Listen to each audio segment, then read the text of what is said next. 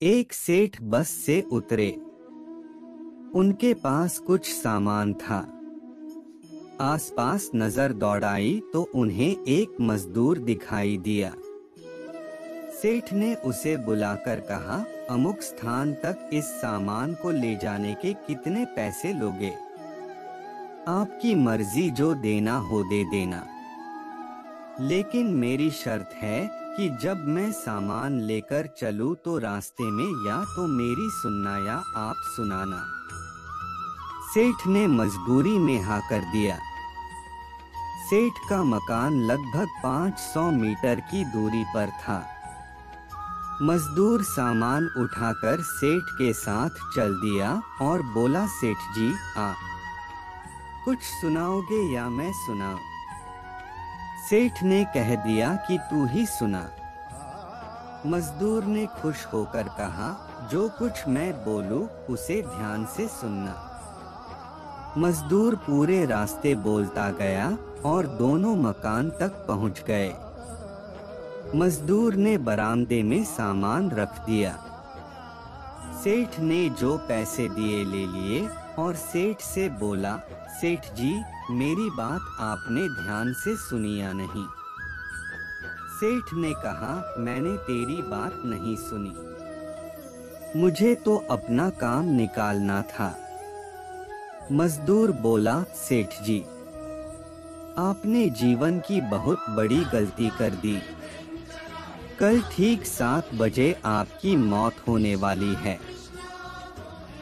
सेठ को गुस्सा आया और बोले, तेरी बकवास बहुत सुन ली, अब जा रहा है या तेरी पिटाई करूं? मजदूर बोला, मारो या छोड़ो, कल शाम को आपकी मौत होनी है। अब भी मेरी बात ध्यान से सुन लो। अब सेठ थोड़ा गंभीर हुआ और बोला, सभी को मरना है। अगर मेरी मौत कल शाम होनी है तो होगी, इसमें मैं क्या कर सकता हूँ? मजदूर बोला, तभी तो कह रहा हूँ कि अब भी मेरी बात ध्यान से सुन लो। सेठ बोला, सुना, ध्यान देकर सुनूंगा। मरने के बाद आप ऊपर जाओगे तो आपसे यह पूछा जाएगा कि हे मनुष्य, पहले पाप का फल भोगेगा या पुण्य का?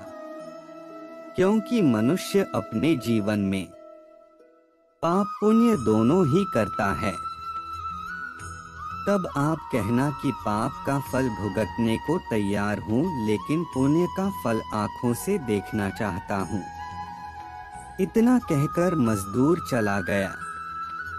दूसरे दिन ठीक 7 बजे सेठ की मौत हो गई। सेठ ऊपर पहुंचा तो यमराज ने प्रश्न किया कि पहले पाप का फल भोगना चाहता है कि पुण्य का?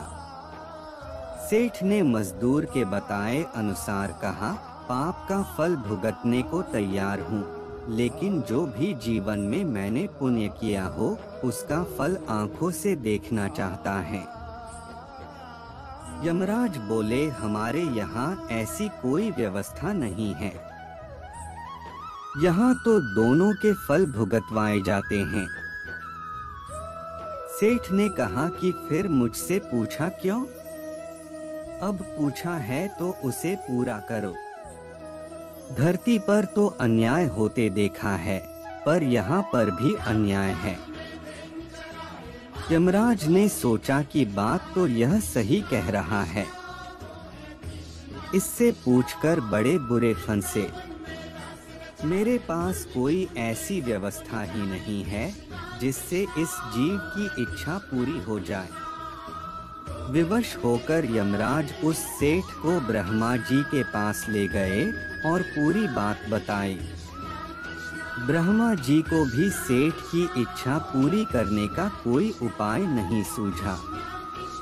ब्रह्मा जी विवश होकर यमराज और सेठ को साथ लेकर भगवान के पास पहुँचे और समस्या बताई।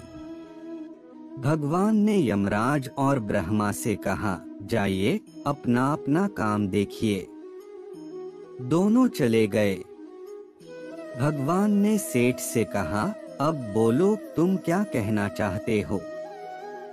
सेठ बोला, अजी साहब, मैं तो शुरू से एक ही बात कह रहा हूँ कि पाप का फल भुगतने को तैयार हूँ, लेकिन पुण्य का फल आंखों से देखना चाहता हूँ। भगवान बोले, धन्य है वह तेरा सद्गुरु मजदूर, जिसने तेरे अंतिम समय में तेरा कल्याण करा दिया।